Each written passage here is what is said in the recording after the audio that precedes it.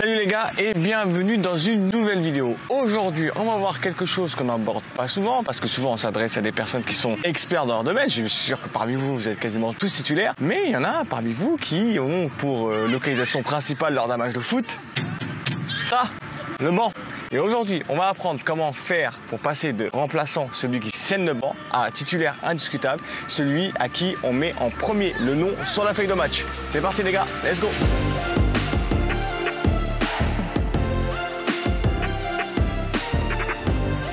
Alors, un premier truc qu'on va aborder lorsque vous êtes remplaçant, donc soit vous êtes remplaçant depuis le début parce que vous venez d'arriver dans le club, soit parce que voilà, ça fait plusieurs saisons où vous ne montrez pas les qualités nécessaires pour pouvoir être titulaire, soit parce que vous êtes passé de titulaire à remplaçant.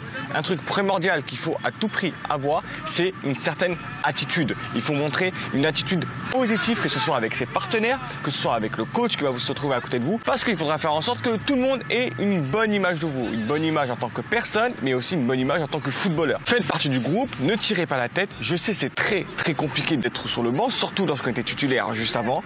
Moi-même, plusieurs fois, je me suis retrouvé sur le banc et je peux pas vous mentir que c'est quelque chose de vraiment très frustrant. Et je vais pas vous cacher que malgré le conseil que je vous donne, plusieurs fois, j'étais là sur le banc à tirer la tronche et ça, c'est vraiment la pire chose à faire. Pourquoi? Parce que tout le monde va le remarquer. En premier, vos coéquipiers, eux aussi sont sur le banc avec toi, donc ça va être vraiment faire en sorte que ouais, moi j'ai rien à faire ici, vous, pour vous c'est normal, mais moi j'ai rien à faire ici. Ça peut montrer un côté arrogant, c'est quelque chose qui est vraiment pas bien, mais surtout par rapport à votre coach. Si vous tirez la gueule à votre coach, il va penser que vous n'êtes pas fait pour être dans cette équipe-là, vous n'êtes pas fait pour être ce joueur d'équipe et il peut même se retrouver à vous sortir du groupe complètement.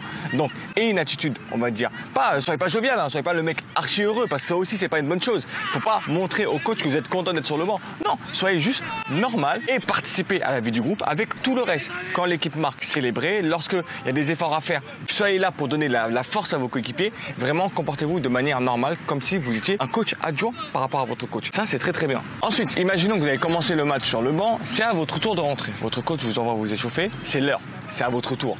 Déjà, partez vous échauffer correctement. Montrez à votre coach que vous avez envie de rentrer sur le terrain. Vous avez envie d'être à 100%. Et même, ce n'est pas seulement une question d'envie. Il faut que vous soyez à 100% lorsque vous rentrez sur le terrain. Parce que lorsque vous allez rentrer sur le terrain, vous aurez quoi?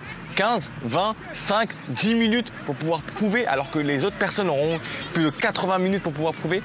Vous avez ce court laps de temps, c'est à ce moment-là où vous devez être à fond, à 100%. Vous n'aurez pas le temps d'adaptation, vous n'aurez pas le temps de vous chauffer. Il faut que vous soyez prêt. Le coach vous lance sur le terrain, soyez prêt tout de suite. Dès votre premier ballon, dès votre première accélération, dès votre premier déplacement, montrez que vous allez être une plus-value à l'équipe qui y a sur le terrain. Donc pour ça, échauffez-vous correctement, faites vraiment toutes les gammes que vous avez à faire, faites-les à 100%. Il faut qu'au moment où vous rentriez sur le terrain, un conseil, que vous ayez limite dépassé votre second souffle. Vous n'avez que 15 minutes à jouer, donc dépassez votre second souffle, comme ça vous ne serez pas épuisé le long du match et vous pourrez fournir tous les efforts que vous voulez fournir. Ensuite, une fois que vous êtes sur le terrain, comme je vous l'ai dit, c'est à 100%. Tous les ballons, je les joue à fond. Toutes les courses, je les fais à fond. Il n'y a pas un moment où je marche. Vous devez être celui qui ne marche pas sur le terrain parce que vous êtes rentré il y a 5 minutes. Les autres, ils ont 70 minutes de jeu dans les jambes. Vous ne devez pas être celui qui est censé marcher. Et si le coach remarque que vous marchez, vous ne faites pas les efforts qu'il faut faire sur le terrain, là, vous vous tirez une balle dans le pied complètement. Il va se dire, écoutez, ce joueur n'a pas envie, ce joueur n'a pas les capacités physiques pour pouvoir fournir un certain nombre d'efforts durant 90 minutes. Il n'arrive pas à fournir cet effort-là pendant 15 minutes. Je vais pas le faire commencer, le faire jouer 70 minutes alors qu'il n'arrive pas à tenir 15 minutes. Donc soyez à fond, à 100%. Ne rechignez aucun effort, aucune course, aucun ballon. Soyez rigoureux sur tout ce que vous devez faire. Autre chose, comme je vous l'ai dit, tous les autres joueurs, si vous êtes rentré à la 80e, ils auront tous 80 minutes dans les jambes. Donc vous avez un avantage qui n'est pas négligeable. Vous allez courir plus vite, vous allez courir plus longtemps, vous allez avoir plus de force physique, vous allez avoir une plus grosse pression physique au niveau du jeu de corps. Donc profitez-en, tentez des choses, faites-vous voir. C'est le moment de se faire voir. Il faut que vous soyez la clé de ce match. Le coach vous fait rentrer, il vous donne des consignes, c'est pour changer quelque chose à la physionomie du match. Donc soyez cette clé à tout prix. Soyez celui qui fait tourner le match. Ensuite, se retrouver sur le banc, une fois c'est pas grave, deux fois c'est pas grave, 4 fois c'est pas grave. Il faut que vous soyez dans une attitude de je dois faire mes preuves. Et tant que je ne suis pas titulaire, c'est que je n'ai pas réussi à faire mes preuves.